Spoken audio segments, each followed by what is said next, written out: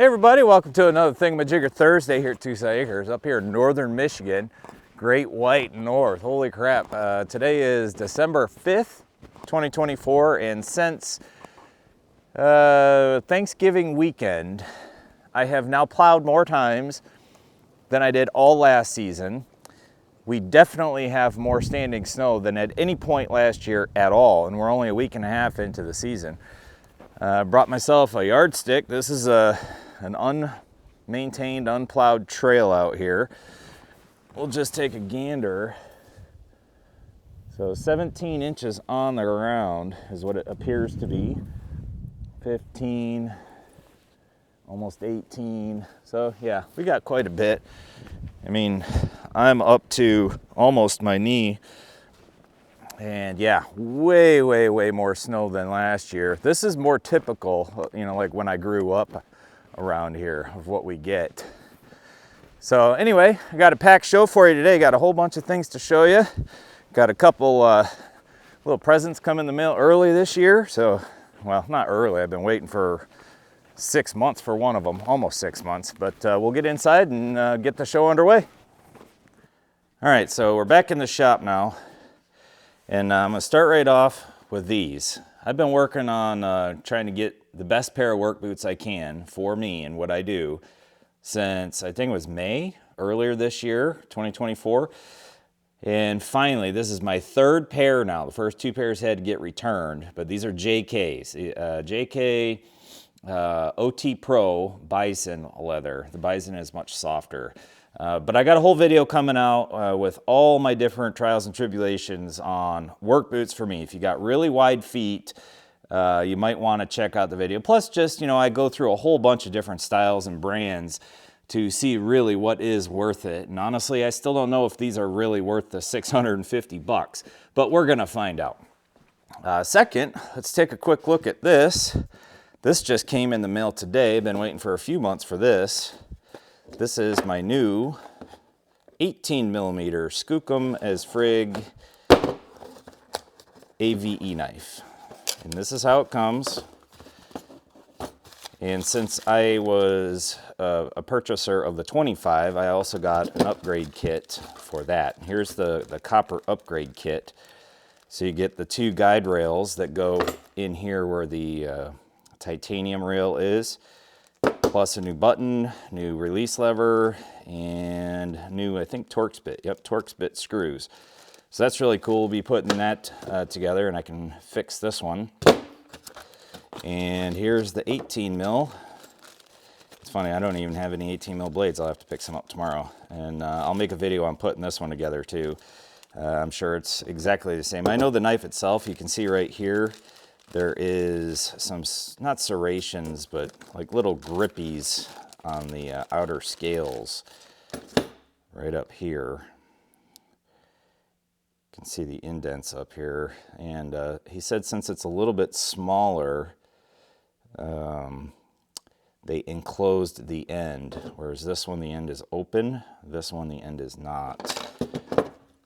Well, on one of them. Actually, this one, the end isn't open on either side. So this would be the back side, like that. Then the front side, 25 mil is open, the 18 mil is not. Yeah. So anyway, look for that video. Those will all be coming out in the next couple days, hopefully, something like that. Oh yeah, after Thanksgiving, I know last week I showed you all a Thanksgiving hack, and yep, I did it again. I swiped the injector out of the kitchen, and this is the injector needle you can get with them. I usually pop the end of this off, grind it off, whatever, or cut it right here, and it makes a great injection needle for glues, sealants, that kind of stuff. But this one here is what I really like because I can use it for, you know, fluids of all sorts. Okay, so there's those guys. Now we'll move on to last week's mystery tool. This thing is actually a ring expander, a stone set ring expander or enlarger. And there's literally not, I couldn't find any examples of it on the interweb, and it's a Vigor RN-580. Vigor RN-580. Sorry, I said 508. and it's really kind of goofy. Now they do make bench top mounted versions of this, which are most popular now, so I'm not sure the year this was made. And something that took me a few minutes, I haven't actually tried it yet, but you're supposed to put something in here, and I realized that it's meant to be a tapered anvil in there.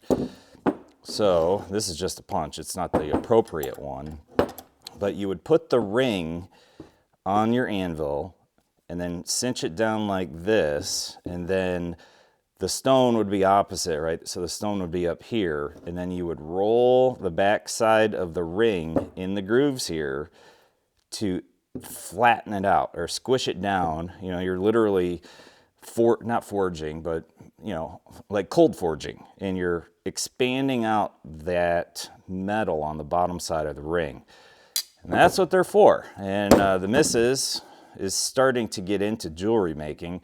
I got this thinking I could use that, because I think they might even use something like this in order to do that on, but this one's not good enough for that. It's aluminum, it's got all the cutouts, so that would not work for this. But yep, that's it. No guesses. So finally got another stumper here, and but keep the guesses coming. It does very much look like a tubing bender of some sort, or mandrel, but nope, it's a stone set ring expander. Now I have two. Actually, let's do this first. So I made this last week, and I got a video coming out, but I made it for a tarp shed project, and honestly any tarp shed or anything that needs to be anchored. So these stupid anchors, you know, you try to twist them in by hand, they take forever, they're just frustrating. You get some bar stock or a screwdriver or whatever in there and cranking on it. I hate them, hate it. So I spent about an hour in the barn here, and I fabric-cobbled this guy.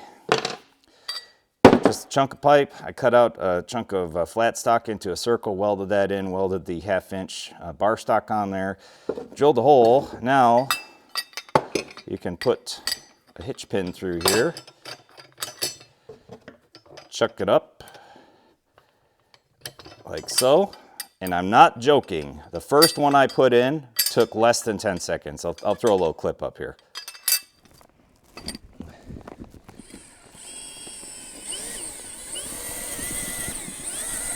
Are you kidding me? So if you ever have to do any of these anchors, I would highly recommend building something like this. Doesn't have to be quite as skookum, depending on your ground type. We have loads of rocks, so I wanted to make sure it was good and solid. I did actually hit a boulder, probably like a 300-pound boulder, and this part of the screw, I guess, flattened straight out. I'm using that new drill I got, and it's a hoss. Okay, moving on. Now on to next week's mystery tools. Let's see how many folks out there know what this is.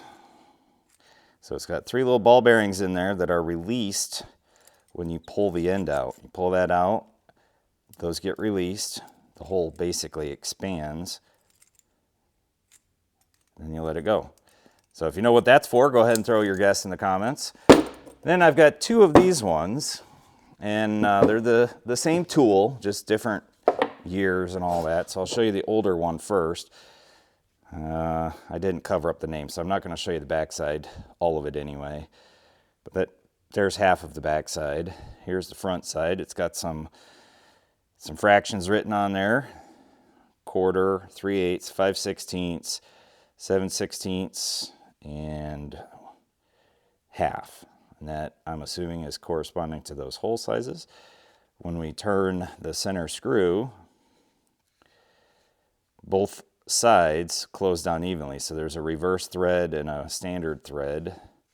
Actually, this is the reverse thread. That's the standard. Okay, and then here's basically the same thing.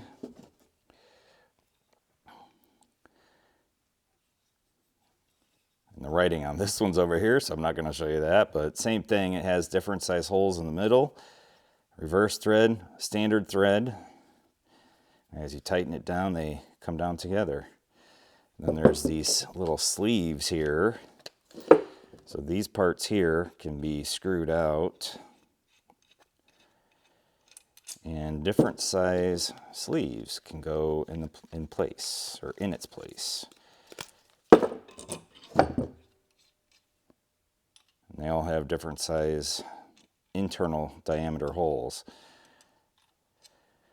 And I know the lighting's not great here. I've been rearranging the shop for over a month now since I put this lift in here, and I still have a lot of rearranging to do. I can't even use half the tools yet, and that's right back there in that corner is where I used to do all my videos, and I got a couple lights up here, and so right now I'm just trying to make do, so please excuse that, or if you got any suggestions for that, let me know, but it's just going to take some time, that's all.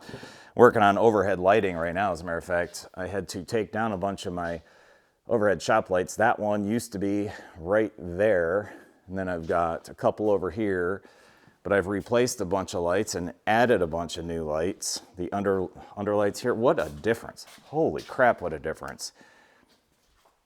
Bought this 8-pack of 8-foot lights, all LED, come with all the cords, on-offs, hardwire, and then I made my own light diffusers and just screwed those up there. I've got one up over there, 4 in the back over there, and it was like $200 off of Amazon. Hard to go wrong with that. All right, back to the Vigeo. And yeah, that's pretty much it. So we got these two guys. That's next week's stuff along with this. So go ahead and throw your guesses down there. I'm going to give this to the wife to use with her jewelry making stuff, and without the extra mandrels that it's supposed to come with, like, I don't know, a dozen of these rollers to match the ring size. And I've only got the one, so I don't know what good it would do her, but we'll keep that around. All right, well, that'll wrap it up for today. Hopefully everybody has a great weekend. Stay safe out there. For those in the Northeast, man, enjoy the snow if you do like to get outside. That'll be it. Appreciate y'all watching. Please hit the like and subscribe buttons. Keep yanking on them bootstraps. We'll see you next Thursday.